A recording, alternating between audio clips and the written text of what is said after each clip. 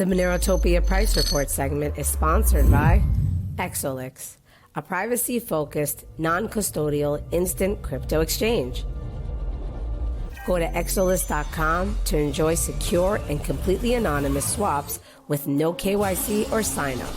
Swap between Monero and 2,000 plus assets at the most competitive rates and with no limits. Exolix.com, your fast and secure way to privacy. Hello, buddy. Was that enough time for you to perk up? Yeah, it was plenty. You sound like a different man. You have a coffee? Yeah, I mean, I got some food, got some coffee. I had literally like just woken up when I got on. It's early for you, man. We appreciate you doing these. Actually, I've started sleeping like 8 to 9. Sometimes 10 hours a night. I had this whole like thing happen and it just completely reset me metabolically. So I've just been sleeping like crazy for like the last 3 weeks. I've just been sleeping like 8 to 10 hours every night. That's fantastic. Yeah. You're healing. What happened to you? I hope nothing bad. Or maybe I mean, it was bad, but it ended up being good. So yeah, when I started down the health paradigm, like, God, it was like 17 years ago. It was like 2008. I stopped getting sick. Like, okay, I get the occasional stomach bug, but like, I haven't been like flu sick, cold sick with a fever, like for literally like 18 years or something. Man. Anyways, I actually got like no shit, like sick a few weeks ago. And you might have even been able to hear it in my voice on the show. But yeah, so I, was running a pretty hot fever, like really high. And at some point I was like, man, I just can't even eat. So I said, you know what? I was going to do a fast anyways in January for like New Year's, whatever. So I did a fast on top of like just being hella sick for 5 to 7 days. And yeah, when I started eating again, like it was incredible. Like I started sleeping. I had a whole bunch of like random stuff clear up, like that little bit of brain fog you get in the morning. Yeah, I had just like any brain fog I had completely cleared up. Like, I mean, it was amazing. Like just all these things. And I've done. I always thought like, kind of getting sick like that isn't the worst thing, right? Like those high fevers and it's like a hard reset, burns everything off in the body. I don't know. Yeah. Maybe that's the way I always thought about it. When you're running a fever, you're also burning like 50 to 100% more calories, just like as your basal metabolic rate. And so if you just stop eating, you're going to burn a shitload of fat at the same time. So, I dropped a bunch of weight at the same time, but it was incredible, man, because I've done like 5, 7, 15-day fast before, like just water, pure, like nothing but water. And I've never had this kind of reset. So, yeah, it was actually a really good thing ultimately. So the entire time you were sick, you were basically fasting as well, just drinking water for like 5 days? Wow. Yeah, for like the first 24, 36 hours, I tried eating, but I got to this point where it's like, when you start fasting, you go in and out of the keto flu, which has like flu-like symptoms on top of already, being sick. So I said, man, there's just no way I can eat enough calories here. I'm just going to stop eating because the pain of being in keto flu is just compounding onto this, onto being sick. So, but yeah, I stopped eating and then I didn't start eating till about 24 hours after my fever had completely subsided. Amazing, man. So you're like, you're reborn. You're a new body, new and improved. Bro, it's incredible. Like my friends here, are like they can tell, like my face just looks different. My skin quality is clear. It's incredible. It really is. If you're sick, just like don't eat. Seriously. Yeah. How do I mimic this? I got to go like intentionally get the flu or something. What do you think of what? Was it flu? Cold? Bad cold? Like cold? Yeah, it was a cold. I caught a coronavirus is what happened. Okay. It was kind of like multiple compound factors on there where like I kind of did a couple things that sort of weakened me, but I've done that kind of stuff many times over the past 18 years and not gotten sick. So I guess my body just decided, hey, it's time to do some deep cleaning. So yeah, it was pretty rough at the time. I think you want to run that immune system every once in a while on full throttle. Right? I don't know. Yeah. Bro, I was full throttle. I was literally like 105 fever. Like I was at the point I was asking ChatGPT, I'm like, hey, what are the symptoms? What do I need to watch out for when a fever gets too high? Like, well, you might be delirious, you might vomit, It's like, okay, I'm not there. So but for it to have like brain damage or something, it has to be super high, right? right? It's like gonna be 106.5, I think, is like the limit where it's like, okay, you could actually like either take some medicine and drop the temperature or go to the hospital or something like that. So yeah. My daughter had a super high one not too long ago, but wasn't the Jesus. Yeah. ChatGPT seemed, well, actually, Claudia, it seemed to think that because I do a lot of sauna, that I've conditioned my body to heat shock protein, so it was more comfortable running a high fever because it's used to, generating heat shock proteins. So I don't know if that was a factor or not, but my thinking is you want to let your, like, with inflammation and fever, you want to let your body generally run almost at the limit that it wants to run. Now, if you have like comorbidities and you're an unhealthy person and you have like a dirty diet and you're drinking all the time, like, okay, you might need some medicine to prevent the runaway effect there. But if you're otherwise healthy, you generally want to let your body, run a hot fever if it wants to. Yeah. Do you take aspirin or anything, or no, not even? Yeah, I had some acetaminophen on a couple occasions, mostly because, I was being a little baby and I was like, no, this hurts too much. When you're at like 105, 106, you're just like, you can't do anything. You're like on the couch. Like I couldn't even watch Instagram. I was like, God, I can't even look at the screen. This is too hard. Yeah, which is great, right? Which is great. It keeps you, yeah. I don't know. Yeah, it's your body I've talked forcing about it you on to... the show. Like that was like when I had COVID in 2020, right before I ran for Congress. It was like a hard reset for me. I was out for like a week. It was the same thing. Maybe I wasn't fasting. Actually, I kind of was because I couldn't taste. I had no taste, so I wasn't really eating. But like the end result was like, yeah, really good. Like I never slept so well during those like 7 days. Oh, I didn't sleep at all while I was sick. It was like way too painful. Occasionally, I would take an acetaminophen so I could get like a few hours of light sleep. But yeah, Jesus Christ, man, you were like on death. Maybe you had something. Maybe it wasn't a cold. Maybe you're fighting something else. I don't know. Man, I don't know. I was fighting the demons for sure. Virus. It was because I didn't have a thermometer at first, and I was like, God, I don't know. I forgot what it's like to be sick. God, I'm such a baby. Like, why can't I even move? Like, I don't even want to get up from the couch to go lay down in bed. Like, and then once I got a thermometer, I was like, oh, I'm running like 103 to 106 here. It's like, no wonder. It's not just like a minimal temperature. It's like way the hell up there. It's like, all right, well, that makes sense. You animal. We got a tip over here. Friendly Dutter tip, 25 cents. You guys are the best. Got me into Monero 6 months ago, but sadly lost it all in a boating accident. Keep up the good fight. We all shill together. Yeah, that's unfortunate. Lost it all. Happens to the best of us. I've lost a good chunk of my Monero as well. But hey, what are you gonna Keep up the nautical adventures, sir.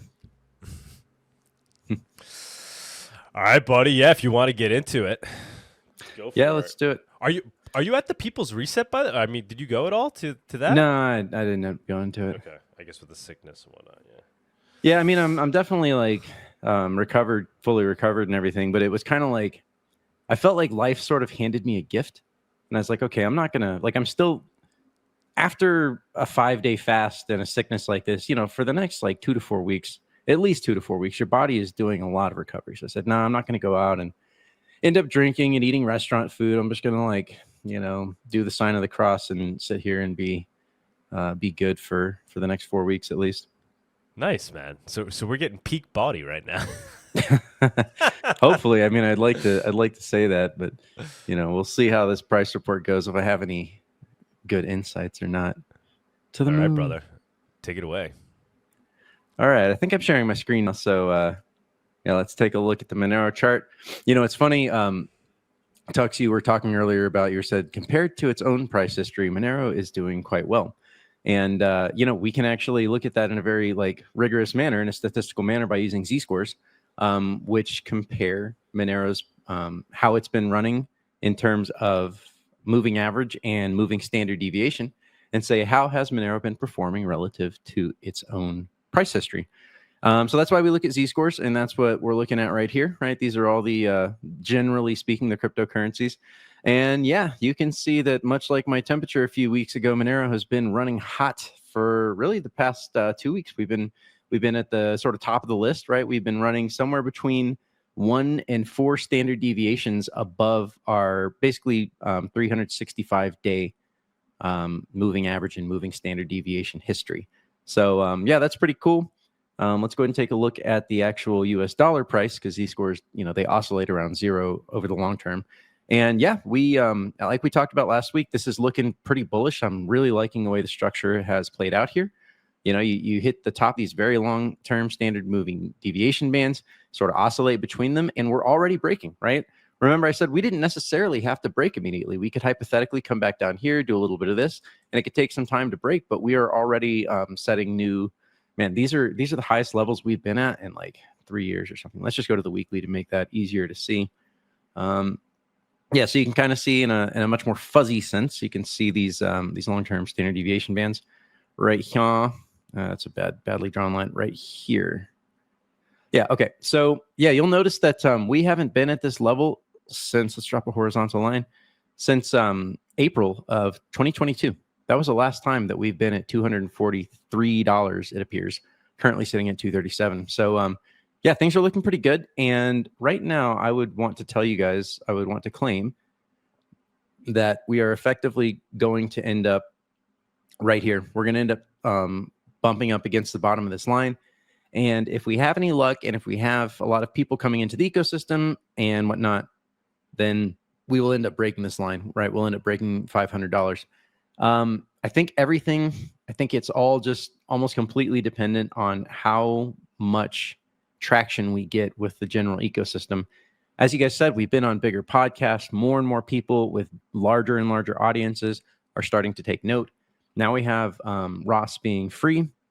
And I mean, he was the original darknet market guy.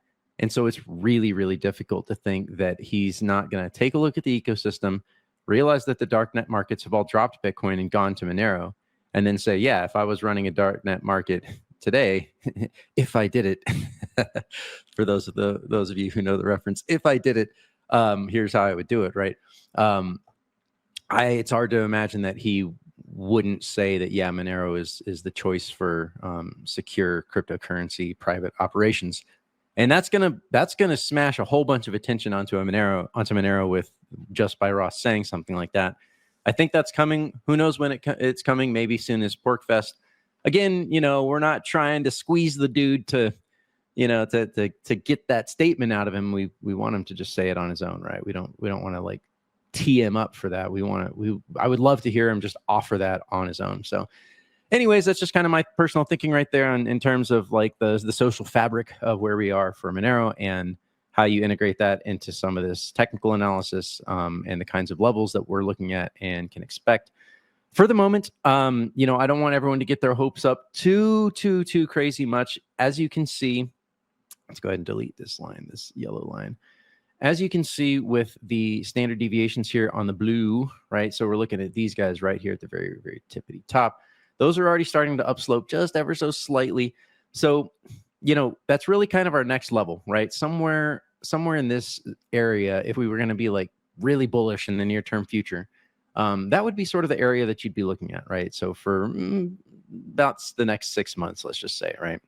And the other thing too here to keep in mind is that, yes, we have technically broken this level, and it's a good sign, but this isn't a clear like 100%, these standard deviations are broken and it's time to moon, right? That's not what the technical analysis on this would say exactly. All it's saying is that we're in, generally speaking, a bullish environment, right? We are in a bullish setup for Monero. Here's another way that I use this wave magic.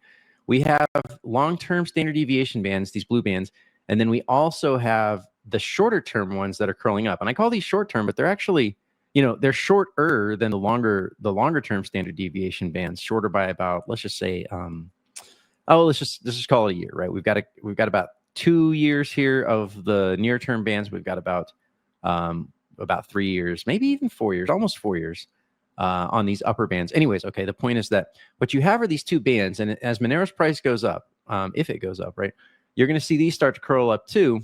And what you often will see is sort of like Monero might end up in a situation where it's actually just bouncing between those two levels and works its way up. That would actually be a lot more sustainably bullish in a way than just like smashing towards the upside, immediately trying to come up here to the top side. However, at the same time, like, it is my strong belief that Monero's price is the floor on Monero's price is set via organic action. We already have maximum squeeze against Monero's price by the corporate cabal, by the government, by the fractional reserve. I believe it's more likely than not that they are mining Monero at a loss, and I think we have the evidence for that in terms of Bitmain's Monero miner that Howard Chu pointed out had been operating for like 2 years already, and that was a year ago. So, since like 2022, these guys had been operating a Monero miner, and they were selling it at what would cause you to incur a loss if you actually bought their Monero miner. So they were probably mining at a loss so they could sell Monero onto the market. For all we know, it's possible that there's big OTC whales out there that are being offered deals, right? That are being, they're getting well above spot price. That's total speculation on my part, but I know how these fucking guys operate, and that's exactly what they would do. They would find some whales and give them OTC well above spot so they could overpay for Monero and then sell it on the market, because it's more important to them to keep the perception of Monero's price down while they sell their shit coins on the open market, right? While they sell Daddy Coin and Daddy Trump Coin and Trump's wife coin and all that other garbage, right? Like everything else, there's just a crypto cabal. They print coins, they mint coins, they have an entire meme coin casino and a whole bunch of other things going on, and they want you to buy the stuff they printed from nothing. They don't want you to buy Monero and then go dark on them. Much like the FBI complained in the early 2000s that the internet was going dark. Oh my God, what will ever happen if the terrorist government is not allowed to see everyone's communications? All right, I digress. So, Monero's looking good. I like this price action. That doesn't mean we're going up tomorrow, guys. That doesn't mean next week we're going to have totally bullish price action. But overall, this thing is set up for long-term good price action into the future. And I think that, again, the more that we see these big name podcasts showing up, the more that I think that it's very likely that we're just going to continue to press upwards. I don't think they have many more mechanisms to really suppress price other than this kind of volatility that we saw, where it goes up and then they try to wick us down, but that can't last for very long. And they keep trying to wick us down, but they're just unable to suppress that price anymore. So, that's kind of like the long-winded sort of big macro view of what I think is happening there with Monero. Obviously, Bitcoin actually has had some troubled times lately for their price chart, which has led to recovery in the Monero versus Bitcoin price. So that's pretty cool. We're hitting these standard deviation levels, very, very kind of expected area. You could also drop a line right here and say, okay, we had formed this line for a while, then we broke that line, and then you can say, okay, well, we formed this line, and now we broke that line. So it's kind of like, this is one of those situations where it's like, yeah, tea leaves, you kind of look at it and you're like, well, isn't it convenient that you could just draw a new line? Like, yeah, okay. I mean, I agree. Nevertheless, in a lot of cases, lines are not prescriptive, they're descriptive. Sometimes they are prescriptive. In this case, I would call it descriptive. And if you don't know what those words mean, ask ChatGPT. So the next place to look for a stopping point, the next big area, obviously, to look for is about right here. We're going to expect price to probably, Monero versus BTC is probably going to make its way back to this area right here. So where is that in relation to where we broke down? Well, it's still a little bit kind of far away from where we broke down, right? We've got quite a ways to go there. So unfortunately, I mean, realistically speaking, we need 130% versus Bitcoin just to come back to where we broke down. And really, if you remember in the bear market, we were kind of like, yeah, it's a bear market, but Monero is just totally outperformed. We need a 4x relative to Bitcoin, which can totally happen. I mean, in my mind, Bitcoin has about a 2x potential here for the rest of its bull market, 2x-ish, depending on when that top comes. It could be 70% versus 100% increase. So, Bitcoin may or may not have that much juice left to squeeze in this market compared to what a lot of other coins. Excuse me. So it could be the case that Monero is really truly on the verge of a big breakout. Maybe we could make $1,000, right? Smash that 500 area, then smash it, up to 1,000. So that would put us at 5x. So I mean, I think it is reasonably plausible to think that Monero could actually come back to the top side. And there's something else I want to point out here in terms of what happened with the pattern of the last bull market too, with Monero's Bitcoin price or relative to Bitcoin price. Let me get rid of some of this stuff here. Actually, let's just clear everything. Oh no, I forgot to. Okay, here we go. Okay, so you will notice what happened on the last bull market. Well, last bull market started right around here. Monero came up first and then smashed to the downside, right? And then kind of had problems for quite a while until we sort of almost came back right to that same level. And then the bull market started, and then Bitcoin really took off, and then they delisted Monero, right? So the point is that we're forming somewhat of a similar pattern, right? So let's get rid of those lines. You'll notice this kind of like W bottoming pattern. And what we're looking at here is, again, another little bit of what looks like a W bottoming pattern. So, so yeah, I mean, that's very possible that after the initial smash on the breakout of the bull market, that Monero sort of, in a lagging kind of fashion ends up, and then into the bear market ends up recovering. So that would be the pattern that we saw previously. So it is like, we could wrap our minds around the fundamental reasons, the sociological reasons, and the chart pattern reasons of the recent past of why Monero could actually, get back to its previous zone here, which was that says 3.84. But remember, we're dividing by 1,000 on this one, so 0.00384.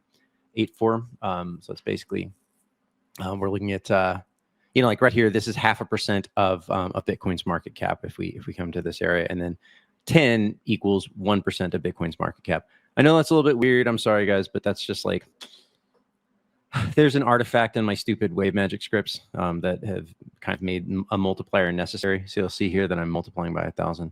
I could probably fix it, but then there would be, anyways, I won't get into it all. Let's check the comments here. I think we have some super chats. Tux, if you want to put the super chats up, I'll speak them aloud. All right, so we have XMR chat. The Maker 117 tipped $1. Being sick isn't fun. I should know. LOL. Keep up the good work, guys. Thank you, Maker. Thank you for the tip. And then we have Gigahelm tipped 25 cents. Monero is the greatest goddamn cryptocurrency in the world. Central banks are no longer safe. That's right. Jay Powell is cowering in his little hidey hole, having his little meetings every week, thinking, no, we just got to keep the rates flat for the next month. We're not sure. Yep, exactly. Okay, Nihilist tipped $1.23. 123. Ross being freed and the possibility of him showing up on popular podcasts is definitely something to look out for, but I bet he needs quite some time to heal. 10 years in solitary confinement is no joke. Looking forward to get his view of his own story. Yeah, 100%. I've been surprised. He's put a few things out there, right? The first thing he said is, hey, I need time to heal, etc. But then he's made a post on Twitter and he's made another post on Instagram as well. So yeah, it does look like he is interested in at least keeping some minimal communication with everyone. So that's great. Like, that's a good sign that I think he said he did a lot of meditation and when he was in the clink. So perhaps, obviously, he's going to have some healing to do, but perhaps he did a lot of healing, while he was there. So yeah, I mean, meditation is definitely can be a good thing, and I don't do enough of it. I always said if I ended up in jail or whatever, that's probably what I would spend a lot of time doing. It's just like, all right, well, what the hell else are you going to do? Might as well get enlightened or something. All right, so let's continue on here with the price report. All right, so we've got Xano. I think there was kind of like, I don't want to call it a team effort because I don't want to imply that anyone was trying to do anything here with Xano. But ever since we had that whole, ever since that debate happened, I think the market is kind of saying that, oh, God dang it, I'm so bad with names. The guy that represented the not Xano, the never Xano team, Untraceable. Ever since then, I think the market is kind of saying, hey, Untraceable won that debate, because Xano's had like a really, really big cool off. It's, it's kind of back down here. And I wouldn't exactly call this the best chart pattern technical analysis that I've ever seen. At the moment, you would say that it's kind of hit some obvious levels. So notice on the left here, this is December, right? On the bottom here, we're looking at December. So this isn't like the longest term chart pattern. We're only looking at a couple months, but on the somewhat shorter term, you'll notice those are the lower standard deviations. We kind of tagged that. Those are really the big headliner lower standard deviations. There's a whole bunch of lines on this chart, right? And this is what happens when you go up so fast is you end up setting various levels, right? So you end up setting these different levels. So it's kind of like in this case, I could sort of claim any place, right, as being like, oh, look how convenient it is that we stopped at that exact level. It's like, well, there's so many different lines here. So just be aware, guys. It's not lost on me that sometimes you get this multitude of lines set up, and it's like, well, you could just say that it was great. But in this case, I do think that the big, broad headliner, most obvious place to look for a stopping point has been hit. At the same time, I mean, you have this pattern where it's like you have the price of Xano dropping below these short-term standard deviation lines, and they hit these lower, the orange lines.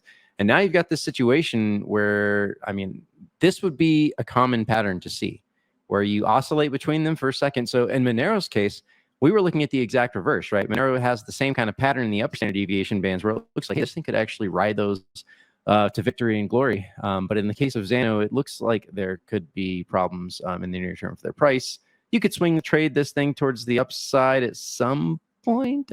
I wouldn't be interested in doing that. So yeah, it does seem to me that a lot of people in Monero were like, hey, let's address this Xano thing. There was kind of a big pre-mine. We don't really know how much bullberry they might have transferred. Maybe they didn't transfer any. They seem like cool dudes and all and honest or whatever, but we don't really know. And that's not good, right? That's not a good thing. And then, oh, by the way, this is really just for like issuing tokens on like digital assets on top of, private digital assets, but it's not really supposed to be money. And I think everyone kind of stopped and went, oh, man, it's hard to see the use case there. So, yeah, I mean, I think a lot of this Xano pumpage was built out of the speculation, and sort of Zoidberg's position as having been involved early in Monero. But I think a lot of people might have stopped and said, wait a second, I don't know. So, yeah, I think Untraceable, probably the market is showing Untraceable kind of won that debate. And this is another reason why you can't just rely on the stupid tea leaves. You can't just rely on TA. You must absolutely corroborate and interrelate that into the rest of the scenario in a broad sense that's happening in the market. So, okay, there's Xano for today. I probably would do note that Untraceable tweeted that he sold all his Xano at 18. So, as much as I love Untraceable, he likes making money. So he came on.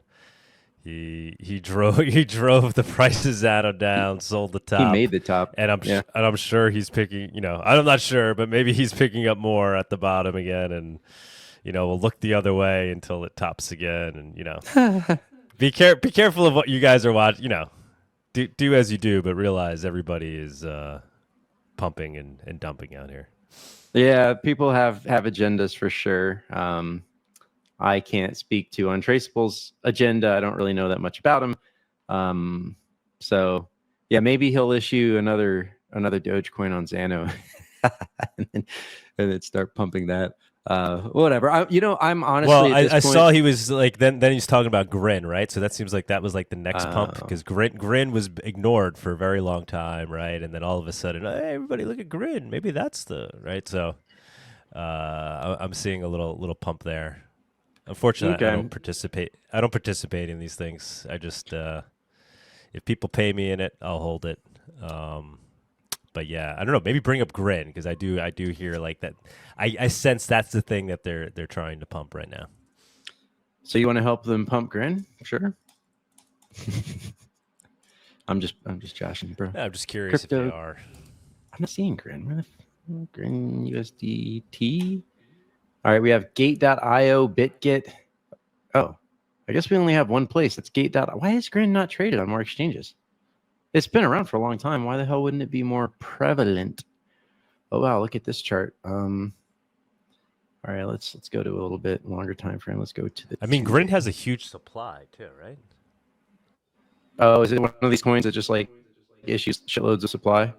Yeah. So, God, Grin has been around for a while. All right, we have to go to the weekly now.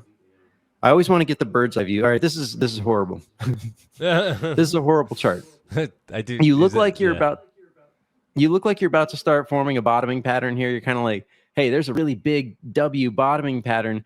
Oh, in the bull market, nope, right, just all the way down. Like Grin should have performed better in this area right here for that 2021 time frame, and especially right here, it should have performed better, but it didn't. Let's go and see how much X's were got. I guess that's 6 X's. 6 X's were gotten from that. And for those of you that are maybe new to the show, you'll see that says 486. So I'm rounding up to 500%. Right. So let's just do this. Right. So that's 500%. But 500% is 6x, right? Because if you make 100%, that's a 2x, right? So you have to add one on top of that. So that's just how percentages work. Yeah, but this chart is just death. I don't know what's going on. Is Grin the corporate coin, or is Grin the I don't know, the people's coin or whatever? Because I don't know, like but, this looks... I hear Monero guy shilling it too. It's one of Monero's. I think he runs the Grin account.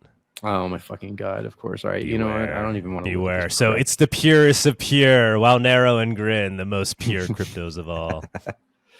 Obviously, yeah. So you can issue your meme coins on Grin, and then you can just have your WoW, because it's like dog coins, where it's like so funny because it's meta joke. It's meta self-deprecating coinage humor. But yeah, this chart is just death, guys. Like, this coin should have done way better in this area, and it didn't. And then it died massively during the bull market. Like, from the top to the bottom, that's a 98% loss. And to put that in terms of how many X's you've lost, how much you need to divide, you divide by 50. You've lost 50X on this from the top. That's fucking horrible. And you're still down here at 50X loss, despite the fact that we entered a new bull market. So I don't know what's up with Grin, but I wouldn't touch this with a 10-foot pole, as your grandma used to say. Yeah, I wouldn't want to have anything to do with this one.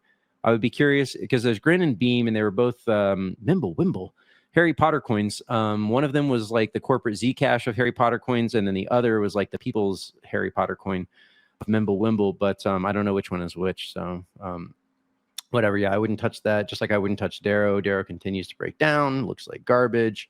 Pirate Chain's waiting for the next big thing to come along, right? The next big pump in crypto, so that they can do another one of these guys.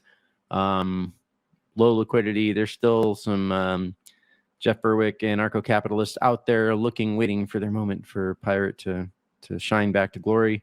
We don't know if that will ever happen. I am starting to doubt that it will ever make that. Like that. How much did it pump? We don't need to look at it, but it pumped like literally like 500x or 1000x or something. So people made $1 million and lost $1 million in short order in the last bull market on Pirate, which is why it's on paper. It's paper gains until you sell, and then even when you sell, it's not a winning trade until you pull your money off the exchange. That is the last trade that people don't make. That is the winning trade. You don't win until you pull your money off the exchange, guys. Just ask the FTX people, who are about to hopefully get repaid soon. At a fraction of what they had, because you get forcibly converted to USD, and then Bitcoin takes off, and you're like, well, I would have still had the Bitcoin. Maybe you would, maybe you wouldn't. Who knows? All right, Zcash is finding some place here to find some support, some plausible support at the bottom of the lower standard deviation bands. If this thing decides to start doing this action, that's positive for Zcash. If it does something like this, that's negative, right? So the point is that if Zcash starts breaking down below these lower standard deviations here, and then finds some random place to find support, and then makes it up here, that's a fake out. That's Zcash being like, oh, look, we haven't really broken down, and then it's going to break down. So I don't know which way this thing is going right now. Probably going to follow where the rest of the market goes. So if we get some pump, Zcash will also move to the upside. Okay, cool, whatever, Zcash. Let's go to the total crypto market cap, right? And let's go to Bitcoin, etc. Let me take a look at some of the comments here, make sure I haven't missed anything. Luke Moles says, hey, chat, welcome, Luke. I'll be shutting up here soon. I think I've been pretty long in the tooth talking about my sickness at the beginning, so I know you're waiting. We'll try not to spend too much longer here. Frank Castle dumped Xano after the debate. Good stuff. Someone's talking about DAGs. Do you like DAGs? Yes, I like directed acyclic graphs. I just don't know any that are actually like a good coin. Like there was a few of them that tried. Oh, I like AVAX. AVAX is a DAG. I don't know if AVAX has any attention. It seems like the attention is in other places. But all right, let's go to Bitcoin. People are asking about Bitcoin. So we are on the 15-minute chart here on Bitcoin.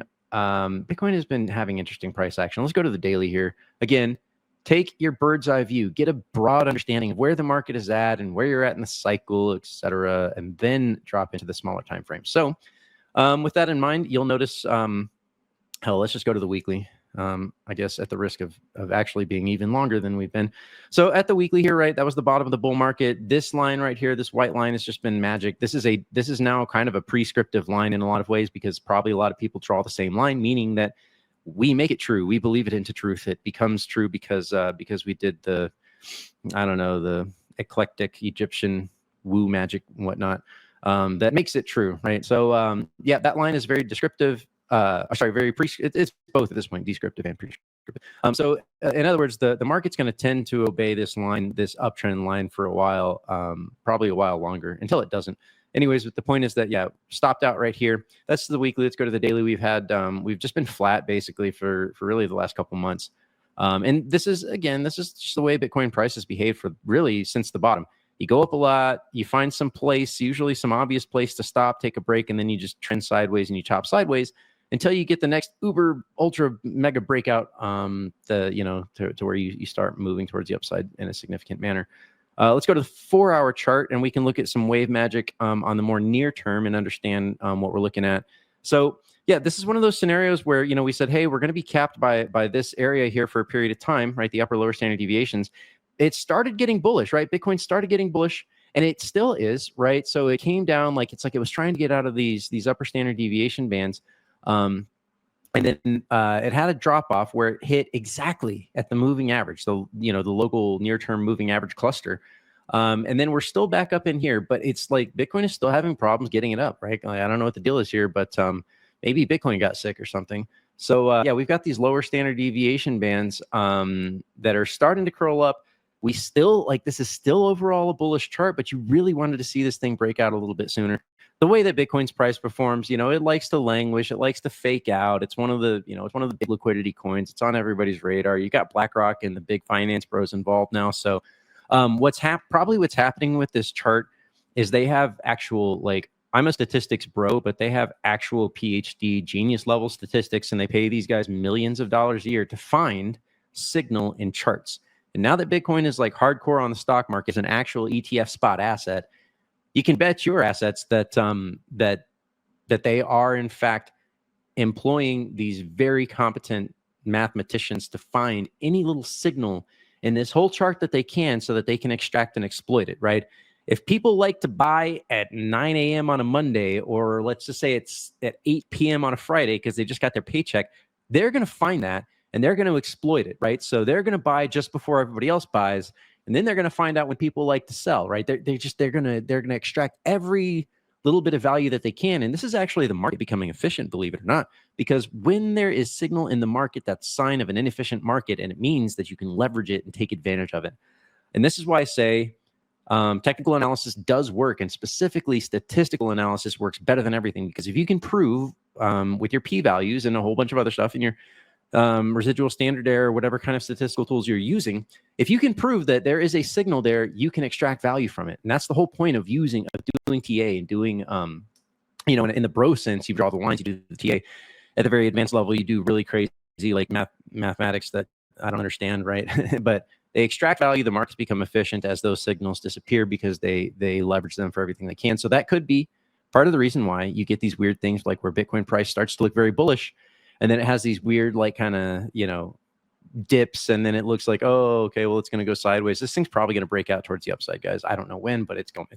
So that's kind of a long way, again, very long-winded way of just sort of explaining kind of how markets work, to keep that in your mind, right? A lot of people need to understand a little bit better how markets work, because some people want to do a little bit of short-term trading and dabbling. So I just want to throw that out there, guys, so that you have some reference over how markets are working. On the shorter time frame, on the shorter time horizon, we're now at the 15-minute. We're basically range bound again by by some standard deviation levels, right? This was that drop that on the larger chart on the 4-hour, we dropped to that moving average cluster, and now we formed kind of a stability here. There's a stable price happening here for Bitcoin on the short term. So this is not as powerful as an indicator as on the longer term, but ultimately your next move is probably to expect to explore somewhere in the top range here. And there could be some collapsing volatility, some further collapsing volatility as next week goes on. A breakdown from here wouldn't be good. That would actually look pretty bad. So let's hope that doesn't happen, or we might be contending with some longer term problems in the cryptocurrency price. But longer term problems in cryptocurrency price often portend relative Monero overperformance. Relative. to the rest of crypto. So, okay, let's go ahead and look at the dominance. Dominance still doing the same thing, hasn't changed much. So you could just watch last week's video for all my thoughts on Bitcoin dominance here. We're still waiting on altcoin season. Where's my altcoin season? This is an altcoin season for ants. It's still 10 bars. My drop dead moment, not drop dead, but my target moment would be 13 bars, right? So Bitcoin started in earnest, you know, was it in earnest? Yes. Bitcoin broke its all-time high in earnest right around here and like peaked its dominance. And then based on previous trends, we're looking at about 13 bars for altcoin season to really start. So yeah, I would still, you know, I wouldn't, you know, you got your altcoins, you're sitting there waiting, you're biting your fingernails. Don't worry. It's coming, bros. It's coming. I'm not actually saying it's coming. It should be coming, but according to the patterns, it should still be like 2 to 3 weeks away. So look towards mid-February, the end of February. Until then, you know, do some transcendental meditation on the grass and try not to worry about it too much. Okay. Let's take a look at Monero transactions, still hovering right around 30. We're actually a little bit lower. Send in the XMR chats, guys. I need about 10,000 more of you to send XMR chats. Probably make that happen today on the rest of the show. We'd be here all day. Okay, let's look at the macro really quick. Gold has made a new all-time high. Everybody clap and shout and jump for joy. It wicked up into an all-time high. This is a bullish chart. I like the way this chart looks. We can drop into the 4-hour maybe to get a little bit of a better idea on how things are looking. Yeah, it basically looks the same. So yeah, I mean, gold is looking nice. I'm liking it. All of the wave magic bands have curled up, right? Everything is starting to curl towards the upside. This gives us a channel, right? It gives gold a channel to occupy in a broad sense, a channel that is upsloping that it can occupy. I guess we could also probably like try and draw some lines here or something. Yeah, okay. Hey, look at that. What a beautiful pleb line. What a beautiful pleb line. So at the moment, you know, gold is going to want to kind of like hold this line for some period of time. It could break that line, but again, pleb lines are meant to be broken, and that does not signal the end of gold's bullishness, which is why we use the wave magic, right? Because the wave magic can tell us things, give us better insight when your pleb lines break down, and pleb lines do break down. Not only do they break down, but they fake out. So you just have to be aware of that. Dollar index has found some support. Looky. Dollar index found support at exactly a spot. Again, it's just beautiful. I can't explain to you guys how beautiful this wave magic stuff actually is and how well it works. But again, you know, there's also kind of this area anyways right here that we said, hey, dollar index needs to kind of find support right there and start moving up again if we want to expect that dollar index has strength. And dollar index having strength in a broader, longer picture does not portend good price action for risk assets like crypto and stocks. So just keep that in mind. Reverse repos have spiked up a little bit. Okay, cool. Remember, we said this doesn't have to come to zero. We're looking for volatility in the bond markets, and even though reverse repos are not technically bonds, they act like bonds. So if we see more volatility and this thing spiking up over a longer time frame, especially going into March and April, guys, what I would want to see, like to make my life the easiest, what I want to see is reverse repos doing this shit into March, into April, right? As these lines come down, find something like that. And then somewhere in March or April to start like actually showing us true bullish strength in a longer term sense. And that will make it easier to dump my cryptocurrency for dirty fiat. And maybe even gold. I'll probably just hang on gold because it'll dip and then it'll come back up. But yeah, anyways, so we're looking for the macro crash. It's not here. Speaking of macro crash, let's go to bonds and take a look at what bonds are telling us. Bonds are actually not going to tell us anything right now because nothing is happening. Yeah, nothing happened with bonds. Still the same story. Fed's going to hold rates. Oh, the Fed had a meeting this week. They said they were going to hold rates unchanged. Inflation is slightly sticky now. It's not that it's moving up a whole bunch. But it's not like down at their 2% target where they want. I think it's like 3%. So they're just going to hold rates steady. Yeah. So you can see right here, basically all the inflation is sitting here at 3%. The core inflation in orange has been here 4% and 3%, you know, for a while. The overall inflation, there's a name for it. I'm forgetting it. Whatever, it doesn't matter. The white line is our primary, like everything inflation line. And you'll notice whatever we're sitting here at 3%, right? So Fed is holding interest rates at where it is. The economy is hot. Stocks are hot. One thing I wanted to show you guys here real quick is the housing market. So the housing market has taken a little bit of a pullback, which it always does around this time of year. It's cyclical. Wintertime is not when people buy houses because who wants to go look at a house when you're snowed in? And who wants to try and sell a house, right? When it's cold as shit. No, you just want to sit inside with your coffee and your hot chocolate and whatnot. So anyways, that's why, the housing market is cyclical in that nature. But you'll notice right here, the housing market is kind of like bottoming out here, right? It's already formed this kind of like this bottoming pattern, which is interesting because normally it's like a point, right? Let's see, we are currently at, the last data was, so we usually bottom in December or January. So you'll notice this is a lot like 2021 actually, where the housing market didn't come down that much from the peak. Like usually you would expect it to be a little bit lower. Anyways, the point is housing is about to take off, guys. This year, housing is gonna bump towards the upside. So if you were looking to buy a house and you were trying to get it this year, you better do it sooner rather than later because this thing's gonna do this. The housing prices are probably gonna be significantly higher by the end of the year. At least that's what this chart would indicate. So just a side note there. Okay, I think I've rambled on long enough here. I think we've covered the macro. Stocks have been flat, basically, again, sitting at this 1929 blow off top uptrending area. That's where the S&P is right now. Tesla doing good. Let's look at NVIDIA really quick. NVIDIA, not with an I. NVIDIA, okay, has been chopping sideways for a while, but this is a defense stock now, guys. NVIDIA is a defense stock. So let's see, check the comments, make sure nothing like major is here. Some people telling you what you should buy in the comments. Monero's going to flip Bitcoin one day. Monero deserves the crown. Yeah, 100% does. All right, smash the like, guys. And I'm gonna give it back to Tux and Doug. Thank you, sirs.